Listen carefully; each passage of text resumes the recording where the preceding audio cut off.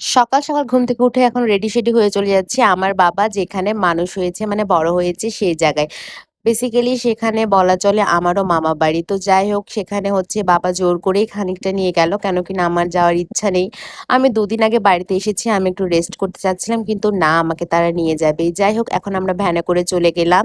তো রাস্তাটা খানিকটা খারাপ। খানিকটা না অনেকটা বললেই চলে। তো সেই ভাঙা রাস্তায় আমরা যাচ্ছিলাম আর এই কাঁঠাল গাছটা দেখতে পেয়েছি। কাঁঠাল খেতে আমার একটুও ভালো লাগে না। আমি জানি না কেন? আমার ইচ্ছাই করে না। যাই হোক কাঁঠাল দেখতে পেয়ে একটু ভিডিও করে নিলাম। বাবাকে বললাম, "বাবা একটু ফিডচেক নিবো। তুমি একটু ক্যামেরাটা ধরবে?" তো বাবা মাঠের মাঝখানে ক্যামেরাটা ধরে দিচ্ছিল। আমি একটু ফিডচেক নিয়েছিলাম। আমার বাবা খুবই সুইট। বাবাকে যা বলি তাই করে। যাই হোক বাবার নামে প্রশংসা না হয় একটু পরেই করি। এই যে খুবই সুন্দর হাওয়া হচ্ছিল, চুলগুলো উড়ে, উড়ে যাচ্ছিল, খুবই ভালো লাগতেছিল। বাট প্রচুর গরম ছিল।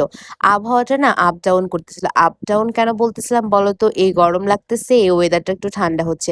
তো এরকম মেঠো পথ ধরে, ধরে আমাদেরকে যেতে হবে। তো বেসিক্যালি মজাই লাগতেছিল। কেন কিনা ধানের জমির মাঝখানে এরকম একটা মানে এটাকে কি বলে আমার ঠিক জানা নেই। বাট এরকম এটার মধ্যে থেকে হেঁটে, হেঁটে যেতে হবে। আকাশটা দেখো, মনে হচ্ছে না বৃষ্টি পড়বে কিন্তু বৃষ্টি তো পড়ে নাই। তো যাওয়ার পরে এখন আমাদেরকে চা খেতে দিয়েছে। আর চায়ের সাথে মুড়ি। চায়ের সাথে মুড়ি খেতে আমার বেশ ভালো লাগে। আগে তো খুব খেতাম, এখন খাওয়াই হয় না। ডানা ভাঙা পাখির আবার ঘরে ফেরা হতো, ঘরে ফেরা হতো, তবে তোমার চারিদিকে এত সুন্দর সবুজ মনটাই ভরে যাচ্ছিল। কয়েকদিন আগে পাহাড় থেকে ঘুরে এসেছি। এরপরে আমাদের গ্রামে এসে মনে হচ্ছিল আমি পাহাড়ের মধ্যেই আছি। এত সবুজ, এত সবুজ। এই যে একটু খেজুরের গাছ দেখে একটু ভিডিও করে নিলাম। এখন আমরা যাচ্ছি গির্জাঘরে। আমাদের গির্জা স্টার্ট হওয়ার কথা ছিল 11টায়। তো আমরা সেই ভেবে 11টায় যেহেতু শুরু হবে তাই আমরা 10টা 45-এ রুম থেকে বের হলাম। তো যাই হোক গির্জাঘরে যাওয়ার পরে দেখি কি সুন্দর ফুলে, ফুলে ভরা। ফুল দেখতে তো বরাবরই আমার খুব ভালো লাগে। ফুল যেমন ভালো লাগে ফুল ছিঁড়তেও ভালো লাগে। কিন্তু আমি বললাম, "না, গাছের ফুল গাছেই সুন্দর। ফুল ছিঁড়ো না লাহান্তি।" যাই হোক তোমাদেরকে তো বলা ভুলেই গেছি যে আমি বিশেষ করে কেন এসেছি মামাবাড়ির দিকে।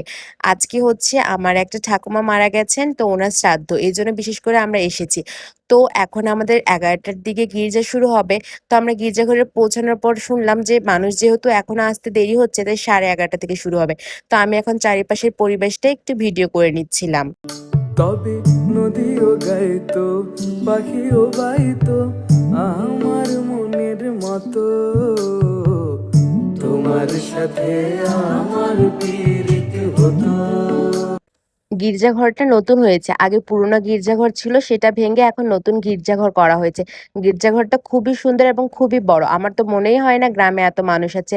যাই হোক গির্জাঘরটা এত সুন্দর করে সাজানো হয়েছে চারিদিকে ফুলে, ফুলে ভরা। আমার তো ফুল দেখতে বেশ ভালো লাগছিল তাই আমি একটু ক্যাপচার করে নিচ্ছিলাম ভিডিওতে। এই ফুলগুলোর নাম কি? তোমরা যদি জানো একটু কমেন্ট বক্সে জানাও। আমার তো মনে পড়ছে না। হলুদ গোলের নাম মোস্ট প্রবাবলি কসমোস টাইপের কিছু একটা। যাই হোক গির্জাঘরে চলে গিয়েছি। এখন বাইবেল দিয়ে দিয়েছে হাতে। একটু পরে স্টার্ট হবে। তো মাথায় কাপড় দিয়ে দিলাম। অনেকদিন পর গির্জায় এসে এতটা শান্তি লাগছে। তেজপুরে থাকতে মাঝে, মাঝে গির্জাঘরে দেওয়া হয়। তেমন একটা যাওয়া হয় না। যেহেতু একটু দূর।